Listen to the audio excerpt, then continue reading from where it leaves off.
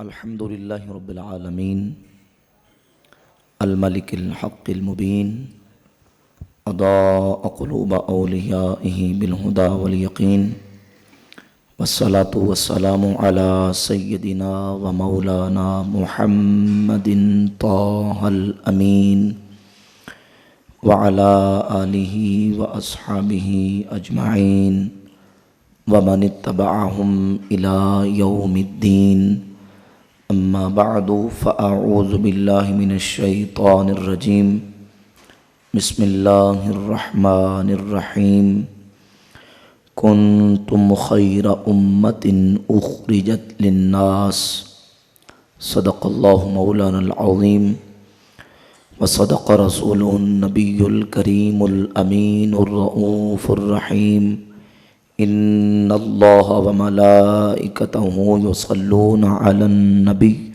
یا ایہا الذین آمنوا صلوا علیہ وسلموا تسلیما الصلاة والسلام علیک یا سیدی یا رسول اللہ وعلی آلک واصحابک یا سیدی یا حبیب اللہ الصلاة والسلام علیک یا سیدی یا نبی اللہ وعلی آلک واصحابک یا سیدی یا رحمت للعالمین مولایا صلی وسلم دائما ابدا علی حبیبک خیر الخلق کلہم هو الحبیب الذی ترجى شفاعته لكل حول من الاحوال مقتحم یا ربی بالمصطفى بلغ مقاصدنا واغفر لنا ما مضى یا وسیع الکرم۔ نہایت ہی معزز و محتشم علماء کرام، طلباء کرام، عزیز دوستو ساتھیو، آج کی ہماری یہ تربیتی کنونشن کے اندر حاضری ہو رہی ہے۔ آج کا یہ تربیتی کنونشن مرکز اہل سنت نور اسلام حنفیہ مجویریہ الہ آباد کے زیر انتظام و اہتمام انعقاد پذیر ہے، جس میں ہم سب شرکت کی سعادت حاصل کر رہے ہیں۔ آج کے اس تربیتی کنونشن میں کثیر تعداد میں طلباء کرام اور علم سے محبت کرنے والے احباب جمع ہیں۔ بندہ نچیز کو انتظامیہ کی طرف سے جو موضوعات دیے گئے انشاءاللہ تعالی ان موضوعات پر آپ احباب کے سامنے اپنے مخصوص وقت کے اندر مختصر اور جامع گفتگو کرنے کی کوشش کروں گا۔ چونکہ موضوعات اس ایک نشست کے اندر زیادہ ہیں، میں کوشش کروں گا کہ سب پر گفتگو ہو جائے اور ان موضوعات سے متعلقہ ہمارے سامعین سے طلباء کرام کی طرف سے اگر کوئی سوال یا اشکال یا کوئی اعتراض کسی کا آپ تک پہنچا ہے، وہ موضوع کے بعد کرنا چاہیں تو وہ اپنا سوال کر سکتے ہیں۔ انشاءاللہ تعالی اپنی معلومات کے مطابق جواب دینے کی کوشش کروں گا۔ اللہ رب العزت ہمیں صحیح معنوں میں دین اسلام کی تعلیمات کو سیکھنے، سمجھنے، اعتقاد رکھنے اور عمل کرنے کی توفیق عطا فرمائے۔ دوستان گرامی قدر، اللہ رب العزت کے فضل و کرم سے اللہ رب العزت کا بے پایاں احسان اور کرم و فضل کے خالق کائنات جل وعلا مجدہ الکریم نے ہمیں اپنے پیارے حبیب صلی اللہ علیہ وآلہ وسلم کی امت میں پیدا فرمایا اور کلمہ پڑھنے والے لوگوں میں سے اللہ رب العزت نے ہمیں امت کا سواد اعظم اور امت کی عظیم جماعت اہل سنت و جماعت کا دامن عطا فرمایا۔ اہل سنت و جماعت یہ وہ مبارک اور صراط مستقیم والا عقیدہ ہے جو صحابہ اکرام رضی اللہ تعالی عنہم سے لے کر آج تک اللہ کے ولیوں سے نقل ہوتا آ رہا ہے۔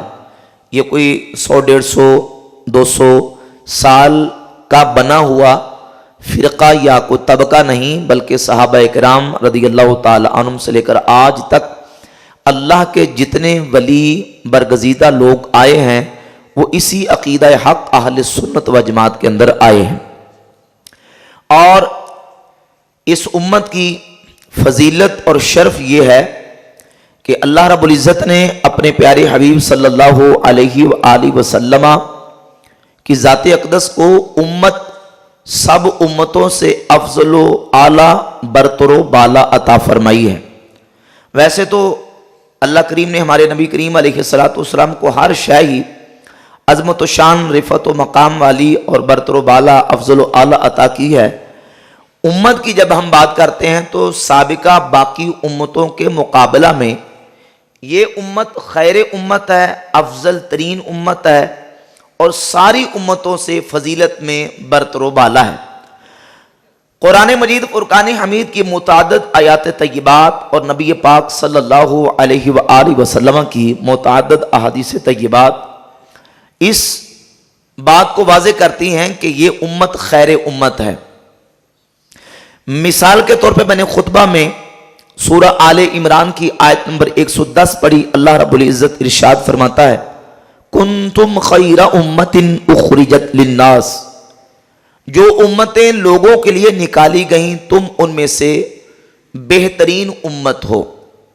اور سورۃ البقرہ کی آیت نمبر 143 میں اللہ رب العزت ارشاد فرماتا ہے وَكَذَلِكَ جَعَلْنَاكُمْ أُمَّةً وَسَطًا لِتَكُونُوا شُهَدَاءَ عَلَى النَّاسِ، اور ایسے ہی ہم نے تمہیں امت وسط، درمیانی امت بنایا تاکہ تم لوگوں پر گواہ ہو۔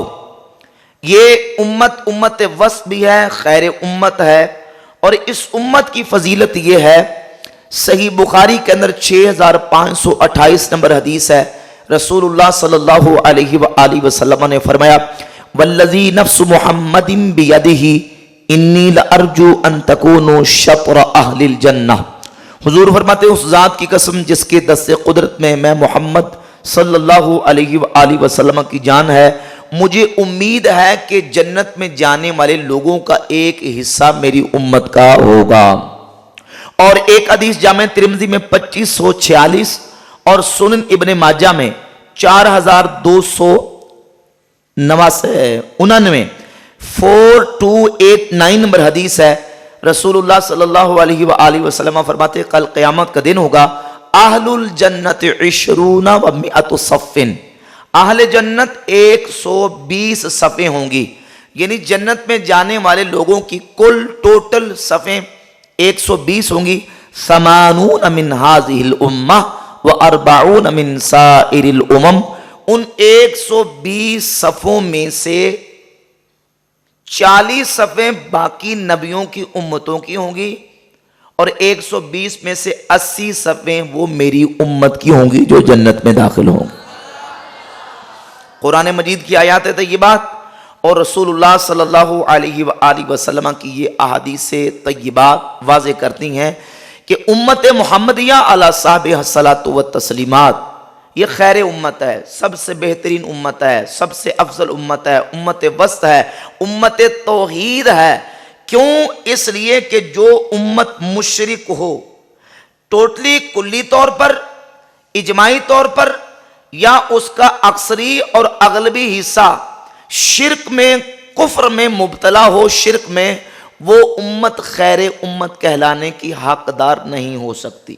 وہ تو امت شر ہوگی، وہ تو بدترین امت ہوگی، وہ تو جو اپنے نبی کے دنیا سے پردہ کر جانے کے بعد اکثری طور پر، اغلبی طور پر، یعنی یوں سمجھے کہ 100 میں سے 80 لوگ اگر شرک کریں اور 20 توحید پر رہیں، 100 میں سے 80 لوگ وہ مشرک ہو جائیں اور 20 جماعت میں سے 20 افراد وہ توحید پر قائم رہیں، تو وہ 100 افراد کی جماعت اسے خیر جماعت کہیں گے یا شر جماعت کہیں گے؟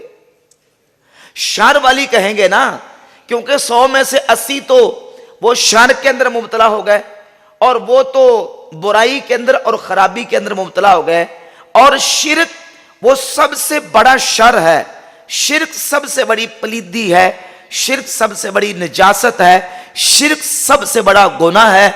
अगर उम्मत का 80% हिस्सा या 90% हिस्सा मुशरिक हो जाना होता, इसने शिर्क में मुब्तला होना होता, तो अल्लाह रब्बुल इज्जत इस उम्मत को खैर उम्मत न कहता, इस उम्मत को उम्मत वस्त न करार देता, ये उम्मत उम्मत तौहीद करार ना पाती।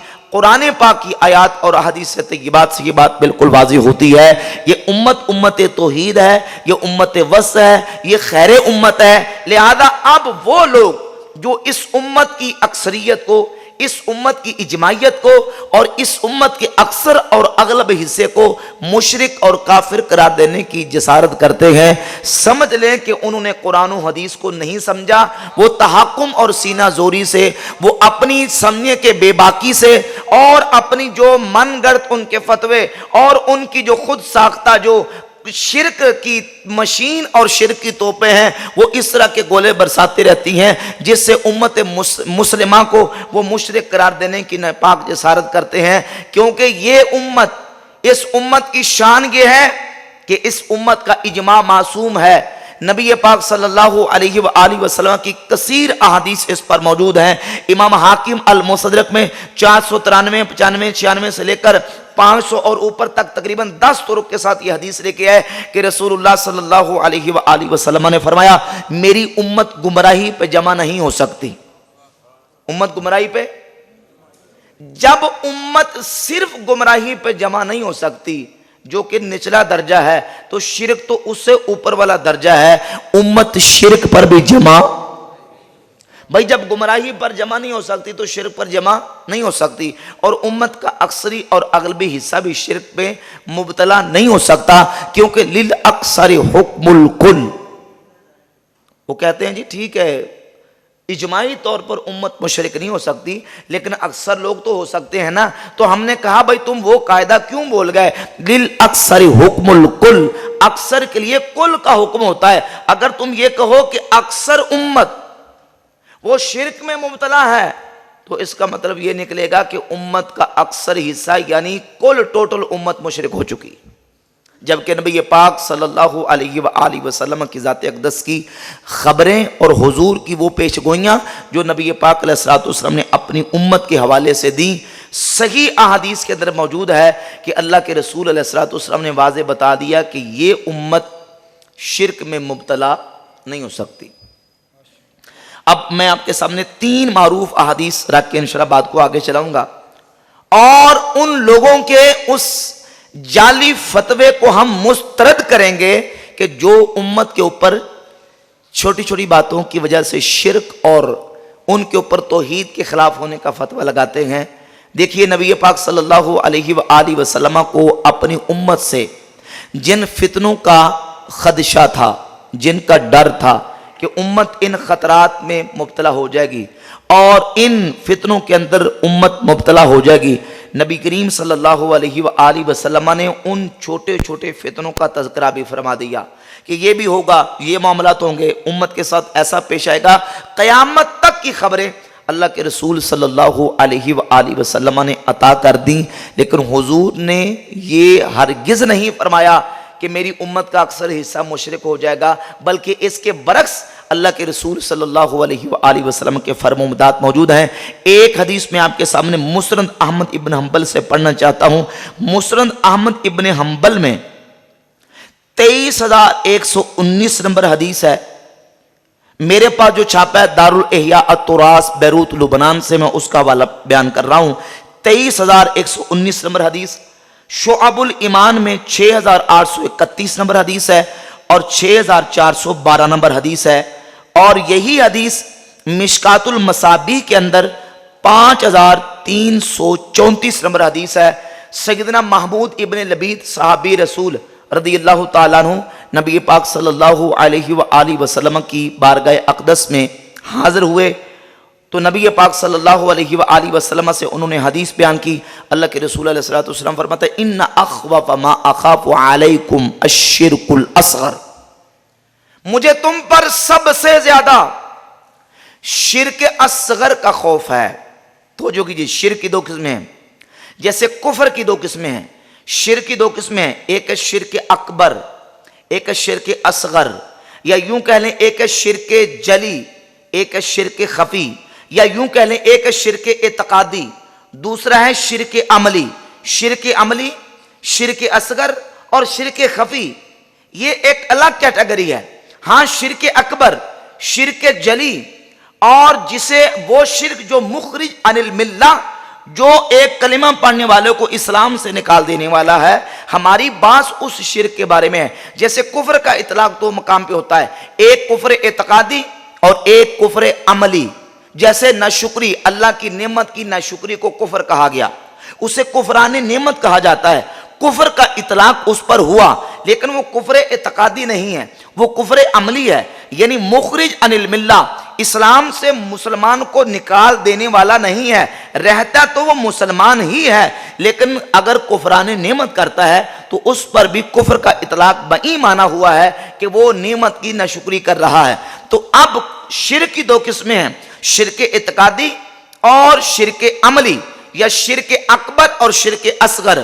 جو شرک اکبر ہے یہ اسلام سے نکال دینے والا ہے، اور شرک اصغر یہ عملی طور پر اس کو شرک کہا گیا ہے، حقیقت میں وہ اسلام سے نکالنے والا نہیں ہوتا۔ اور شرک اصغر کہا گیا ہے ریاکاری کو۔ کس کو کہا گیا؟ ریاکاری کو۔ یعنی کوئی شخص کسی کو دکھلاوے کے لیے کوئی عمل کرے، نماز پڑھے تو لوگوں کو دکھلانے کے لیے، روزہ رکھے تو دکھلانے کے لیے، حج زکوٰۃ دیگر اعمال کرے تو وہ دکھلانے کے لیے کرے، تو اس کو بھی شرک کہا گیا ہے۔ لیکن اس سے بندہ اسلام سے باہر نہیں نکلتا، کافر مشرک نہیں ہو جاتا، ہاں وہ گناہگار ہوتا ہے۔ تو نبی پاک صلی اللہ علیہ وآلہ وسلم کو اپنی امت سے سب سے بڑا خوف اس بات کا تھا کہ امت ریاکاری کرے گی، ریاکاری کے اندر مبتلا ہو جائیں گے۔ اگر اس سے بڑا خوف رسول اللہ صلی اللہ علیہ وآلہ وسلم کو ہوتا تو حضور اس کا تذکرہ کرتے۔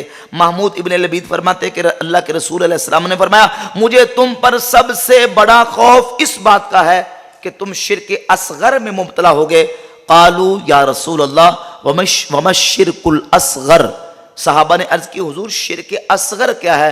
قال الریا، تو نبی پاک علیہ السلام نے فرمایا اعمال میں ریاکاری کر، عمل میں ریاکاری۔ سب سے بڑا خوف اس بات کا ہے کہ تم اعمال دکھلاوے کے لیے کرو گے، امت کے اندر افراد ریاکاری کریں گے۔ اگر اس سے بڑا خوف اللہ کے نبی کو ہوتا تو حضور اس کا بیان کرتے۔ یہ حدیث اس بات کی دلیل ہے کہ امت شرک اکبر میں مبتلا، بولیے شرک اکبر میں مبتلا نہیں ہوگی، شرک جلی میں مبتلا نہیں ہوگی۔ نبی پاک صلی اللہ علیہ وآلہ وسلم نے جب حجۃ الوداع کے موقع پر خطبہ ارشاد فرمایا، صحیح مسلم میں حدیث ہے اور جامع ترمذی میں، صحیح مسلم میں 7103 نمبر اور جامع ترمذی میں 2159 نمبر اور مسند احمد ابن حنبل میں 8522 نمبر حدیث ہے۔ حجۃ الوداع کے موقع پر رسول اللہ صلی اللہ علیہ وآلہ وسلم نے خطبہ دیا اور فرمایا صحابہ ایو یوم ھذا، یہ بتاؤ کہ آج کون سا دن ہے؟ قالوا یوم الحج الاکبر، تو صحابہ نے عرض کی حضور آج حج اکبر کا دن ہے۔ تو نبی پاک صلی اللہ علیہ وآلہ وسلم نے فرمایا الا وَإِنَّ الشَّيْطَانَ قَدْ أَيِّسَ مِنْ أَنْ يَعْبُدَهُ الْمُصَلُّونَ فِي جَزِيرَةِ الْعَرَبِ، یا فرمایا کہ قَدْ أَيِّسَ مِنْ أَنْ يُعْبَدَ فِي بِلَادِكُمْ هَذِهِ أَبَدًا، او کما قال نبی صلی اللہ علیہ وآلہ وسلم۔ الفاظ کے اختلاف کے ساتھ یہ روایت متعدد کتب احادیث میں مختلف الفاظ کے ساتھ مروی ہے، اور مضمون سب کا یہ ہے کہ نبی پاک صلی اللہ علیہ وآلہ وسلم نے فرمایا خبردار، آج کے بعد شیطان اس بات سے نا امید ہو چکا ہے کہ جزیرہ عرب کے لوگ اس کی عبادت کریں، اس کی پوجا کریں، اس کی بندگی کریں۔ یعنی آج کے بعد تمہارے ان بلاد میں، تمہاری اس زمینوں میں، تمہارے ان ملکوں اور شہروں میں اور تمہارے عرب کے اندر یہ شیطان دوبارہ نہیں آئے گا کہ وہ اپنی پوجا اور اپنی عبادت کروائے۔ شیطان اس بات سے نا امید ہو چکا ہے، یعنی اب شرک نہیں ہوگا۔ اللہ رب العزت نے میری امت کو توحید پہ کھڑا کر دیا ہے، میں نے شرک کی جڑیں کاٹ کے رکھ دی ہیں، یہ امت اب شرک میں مبتلا نہیں ہوگی۔ دو حدیثیں، اور تیسری حدیث صحیح بخاری کے اندر 1344, 3596, 4042, 4085, 6426, 6590 اور صحیح مسلم میں 2296 نمبر متعدد طرق کے ساتھ یہ حدیث موجود ہے کہ نبی پاک صلی اللہ علیہ وآلہ وسلم نے اپنے وصال اقدس سے چند ایام پہلے، کچھ وقت پہلے، نبی پاک صلی اللہ علیہ وآلہ وسلم نے اللہ کی قسم بیان کر کے صحابہ کے سامنے فرمایا، انی واللہ ما اخاف علیکم ان تشرکوا بعدی، اللہ کی قسم مجھے اس بات کا خوف نہیں کہ تم میرے بعد شرک کرو گے، ولیکن ان تنافسوا فیہا، ہاں مجھے اس بات کا خوف ہے کہ تم دنیا کی محبت میں پھنس جاؤ گے، اس بات کا خوف نہیں کہ تم شرک میں مبتلا ہوگے۔ یہ صحیح احادیث اس بات کا بیان اور واضح ثبوت ہے کہ یہ امت توحید اور امت توحید پر کھڑی ہے، نہ تو اس امت کا ٹوٹل کل حصہ شرک اکبر شرک جلی میں مبتلا ہوگا، اور نہ اس امت کی اکثری اور اغلبی جو تعداد ہے وہ شرک میں مبتلا ہو سکتی ہے۔ کیوں؟ اس لیے کہ یہ خیر امت وسط ہے، یہ امت توحید ہے۔ اب وہ لوگ جو عبادت اور تعظیم میں فرق نہیں کرتے، بلکہ تعظیم انبیاء کو، تعظیم اولیاء کو وہ عبادت قرار دے کے مسلمانوں کو مشرک قرار دینے کی جسارت کرتے ہیں، اور یہ دعویٰ کرتے ہیں کہ یہ سب آپ کی ایکٹیویٹیز اور آپ کے معمولات یہ توحید کے منافی اور توحید کے برخلاف ہیں، تو ان کے حوالے سے یہ بات اپنے ذہن میں بٹھا لیں کہ وہ ان کا یہ اس طرح کا شرک کا فتویٰ محض تحکم اور سینہ زوری پہ مبنی ہے۔ بھئی بات یہ ہے کہ پہلے توحید کی ڈیفینیشن ڈیفائن کرو، شرک کی تعریف پہلے متعین کرو، اب ہم توحید اور شرک کی اس تعریف کے مطابق فرق کریں گے کہ بھئی کون سی چیز شرک کے تحت آتی ہے اور کون سی چیز عین توحید ہے، وہ شرک نہیں ہے۔ علماء کی کتابیں بری پڑھی ہیں، اٹھا کر دیکھ لیں۔ توحید کہتے ہیں اعتقاد الوحدانیت، اے عدم المشارکت الغیر لہو فی الالوہیہ، توحید کہتے ہیں اعتقاد الوحدانیت، اللہ رب العزت کی وحدانیت کا اعتقاد۔ کیا معنی؟ عدم المشارکت الغیر لہو فی الالوہیہ، اللہ کی الوہیت میں کسی دوسرے کو شریک نہ قرار دینا، یہ توحید ہے۔ اللہ کی الوہیت میں کسی دوسرے کو شریک قرار نہ دینا یہ توحید ہے، اور توحید کی ضد شرک ہے۔ توحید اور شرک کی ڈیفینیشنز اور تعریفات کو دیکھیں۔ یہ توحید کی تعریف ہے کہ اعتقاد الوحدانیت اے عدم المشارکت الغیر لہو فی الالوہیہ، اور اس کے برخلاف شرک کی تعریف یہ ہے الاشتراک فی الالوہیت بمعنی وجوب الوجود کمال المجوس، اور بمعنی استحقاق العبادتی کمال عبادت الاصنام۔ شرک یہ ہے کہ اللہ رب العزت کی الوہیت میں کسی کو اس طرح شریک قرار دینا کہ کسی کو اللہ کی طرح واجب الوجود ماننا۔ جیسے مجوسی دو خدا واجب الوجود مانتے ہیں، اہرمان اور یزدان وہ مستقل واجب الوجود دو خداؤں کو مانتے ہیں، تو مشرک ہیں کیونکہ وہ اللہ کے ساتھ وہ دوسری ہستیوں کو واجب الوجود مستقل مانتے ہیں، یہ بھی شرک ہے۔ اور استحقاق العبادتی کمال عبادت الاصنام، یا اللہ کے ساتھ کسی کو عبادت کے لائق مانا جائے، عبادت کا مستحق مانا جائے، جیسے کہ مشرکین مکہ اپنے معبودان باطلہ کو اللہ کے ساتھ عبادت کے لائق اور مستحق مانتے ہیں، لہذا کو اللہ کے ساتھ کسی اور کو واجب الوجود مانے وہ بھی مشرک ہے، اور اللہ کے علاوہ کسی کو مستحق عبادت مانے وہ بھی مشرک ہے۔ اب توحید اور شرک کی ان ڈیفینیشن اور تعریفات کی روشنی میں اللہ کے فضل و کرم سے یہ بات بالکل واضح ہو جاتی ہے کہ امت مسلمہ نہ کسی نبی کو واجب الوجود مانتی ہے، نہ کسی ولی کو واجب الوجود مانتی ہے۔ ہم کہتے ہیں ساری مخلوق یہ اللہ کی مخلوق ہے، ان سب کو پیدا کرنے والا خالق اللہ رب العالمین ہے۔ نبیوں پیغمبروں رسولوں کو جو عظمت و شان رفعت و مقام جو کچھ ملا وہ اللہ نے عطا کیا، اللہ رب العزت نے ان کو پیدا کیا، اللہ نے ان کو عظمت شانیں دی، ان کی تعظیم تو فرض ہے، لیکن اللہ کے علاوہ کسی دوسرے کی عبادت کرنا جائز، بھئی بولیے عبادت کرنا جائز، لیکن اس کا مطلب یہ نہیں کہ تعظیم کو کوئی عبادت بنا دے۔ تعظیم اور عبادت میں فرق ہے۔ میں مثالیں دے کے ایک دو بات کو آگے چلاتا ہوں، سمجھیے۔ بھئی ہم نماز پڑھتے ہیں تو نماز میں ہم قیام کی حالت میں ہاتھ باندھ کے کھڑے ہوتے ہیں۔ یہ قیام کی حالت میں ہاتھ باندھ کے کھڑے ہونا یہ عبادت ہے، لیکن اگر بیٹا اپنے باپ کے سامنے ادباً ہاتھ باندھ کے کھڑا ہو، شاگرد اپنے استاذ کے سامنے تعظیماً ہاتھ باندھ کے کھڑا ہو، تو کیفیت اور حیت ایک ہے۔